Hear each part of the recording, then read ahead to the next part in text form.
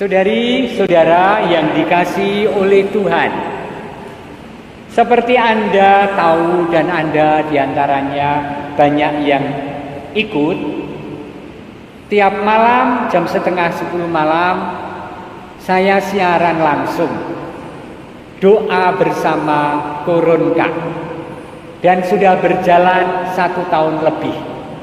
Tepatnya dimulai 24 Juni tahun yang lalu ketika COVID Delta sangat mengganas.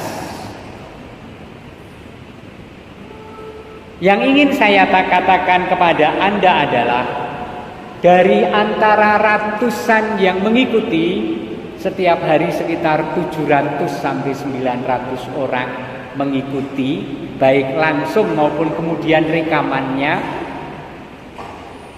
Banyak di antara mereka yang mengalami bahwa doanya dikabulkan oleh Tuhan. Dan itu mereka laporkan lewat chatting, lewat komentar di YouTube, maupun juga yang saya baca di WA kepada saya. Karena nomor telepon saya wartakan kepada setiap pribadi. Anda juga harus mempunyai, ya. Setiap orang harus mempunyai. Sehingga ketika membutuhkan sesuatu dan mencari romo, di sini akan ada 3 romo yang siap melayani. Jadi aku sangat tidak suka kalau Anda nomor telepon romo berapa, kamu engkau umat Wonogiri. Nah, engkau barnisa takon nomor teleponnya Romo Dani piro, Romo Agus piro, Romo Victor opo. Semua mencatat itu. Oke? Tentu saja yang laporan akan dikabulkan, yang telah dikabulkan doanya, tidak saya ucapkan lagi dalam intensi doa malam itu. Tetapi cukup saya syukuri bersama mereka yang ikut. Banyak yang mengalami dikabulkan doa oleh Tuhan melalui permohonan yang terus-menerus. Nah, saya ingin bertanya kepada Anda. Tidak ada pertanyaan lain kecuali Anda hanya angkat tangan atau tidak angkat tangan. Tok. Yuk, gerake komen ora wegari angkat tangan. Apakah ada di antara Anda yang mengalami bahwa hampir setiap doa yang saya ucapkan kepada Tuhan dikabulkan oleh Tuhan?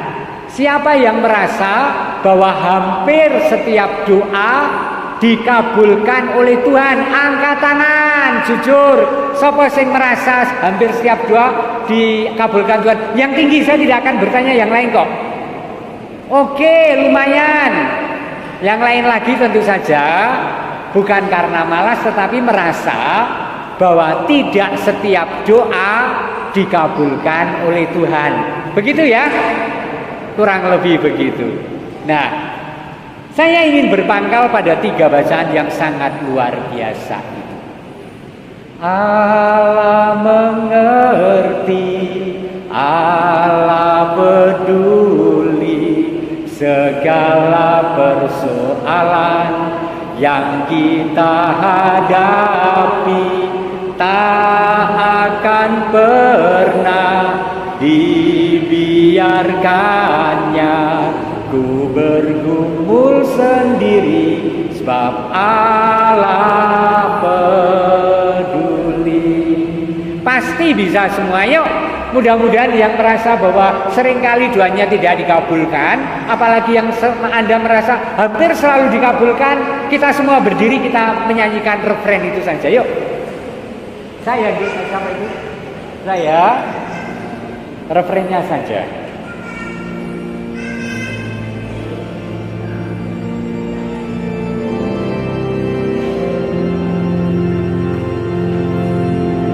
Allah mengerti, Allah peduli segala persoalan yang kita hadapi, tak akan pernah dibiarkannya ku berkumpul sendiri, sebab Allah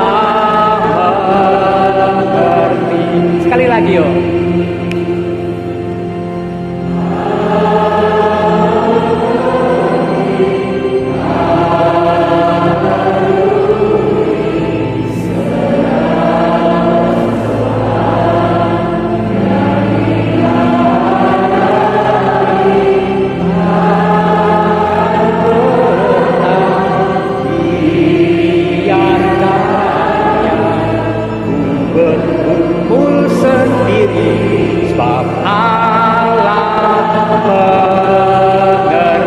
Sebab Allah peduli. Sebab Allah peduli.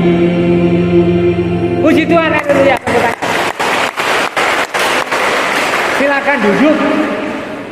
Saudari-saudara, kalau Anda mengalami atau belum mengalami sepenuhnya bahwa Allah itu peduli, Allah mengerti, Allah penuh belas kasih, Allah mengabulkan doa, Allah berani tawar-menawar dengan harga murah untuk cinta bagi Anda dan saya, baik Injil bacaan pertama maupun bacaan kedua sedang bercerita tentang itu. Mari kita lihat dari bacaan pertama firman hari ini.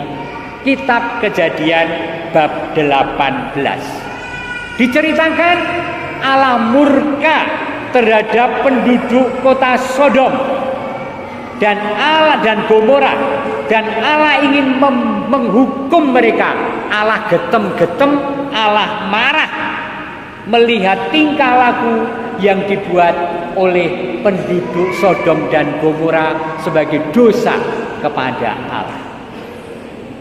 Tetapi divisualisasikan demikian, ketika Allah turun dari surga dan menuju ke kota itu, Abraham sebagai hamba Allah nyegati Allah. Jangan Tuhan, kita diskusi dulu katanya. Maka kemudian Abraham mendekat dan berkata, apakah engkau akan melenyapkan orang benar bersama dengan orang fasik? Bagaimana sekiranya ada 50 orang benar dalam kota itu? Apakah engkau akan melenyapkan tempat itu dan tidakkah engkau mengampuninya karena ke-50 orang benar yang ada di dalamnya? Jadi masa sih Tuhan, kok semua dimusnahkan? Andai kata ada 50 orang benar, Tuhan juga mau memusnahkan semuanya yang benar, gitu kan?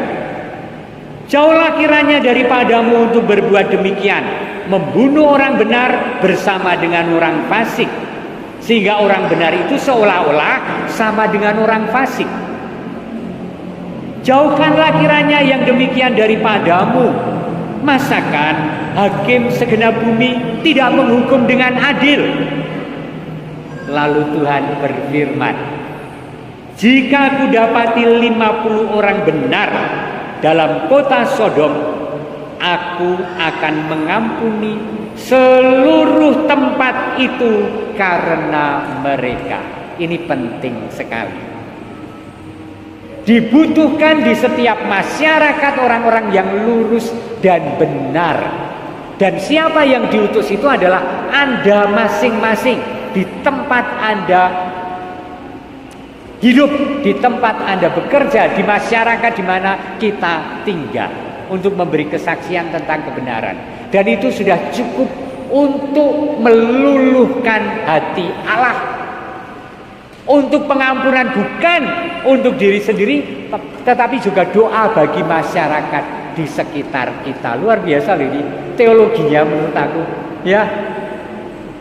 Dan Abraham masih menawar, maaf Tuhan jika kurang 5 dari 50. Abraham tidak mengatakan 45 loh, ini halus 50 nih kurang 5. Tuhan mengatakan aku mengampuni. Maaf Tuhan kalau 40, demi yang 40 aku mengampuni. Maaf Tuhan kalau 30, demi yang 30 aku tidak akan menghukum seluruh kota. Maaf Tuhan kalau hanya 20, demi 20 orang aku tidak akan marah. Maaf Tuhan, maaf sekali kalau hanya 10, demi 10 orang aku akan membebaskan kota itu dari murka-Ku. Lihat, belas kasih Allah yang kita mohon dan kita desakan jauh melampaui apa yang menjadi dosa dan pelanggaran kita, saudari-saudara. Apa itu orang menggembirakan untuk kita semua. Itu Tuhan yang kita alami dan kita imani. Mari kita lihat bacaan yang kedua. Ini juga menarik bacaan kedua. Lihat surat Paulus kepada jemaat di Kolose.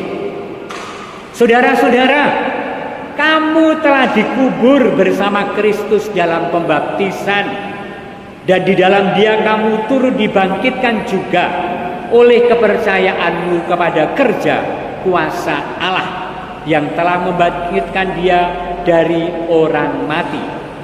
Kamu juga, meskipun dahulu mati oleh pelanggaranmu dan karena tidak disunat secara lahiriah, telah dihidupkan Allah bersama-sama dengan Dia sesudah Ia mengampuni segala pelanggaran kita dengan menghapus surat hutang yang oleh ketentuan hukum mendakwa dan mengancam kita.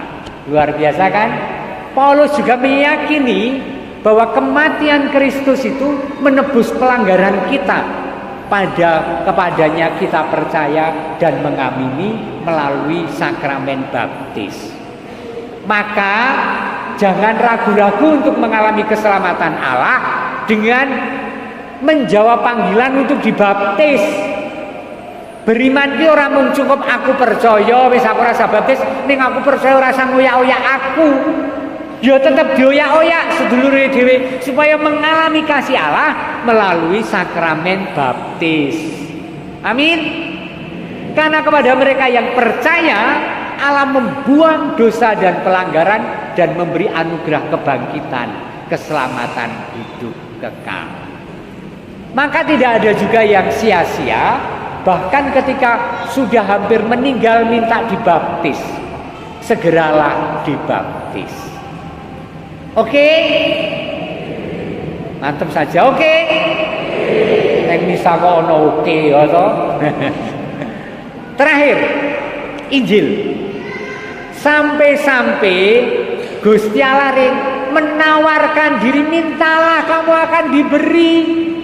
Seringkali membuat kita riku dan tidak meminta.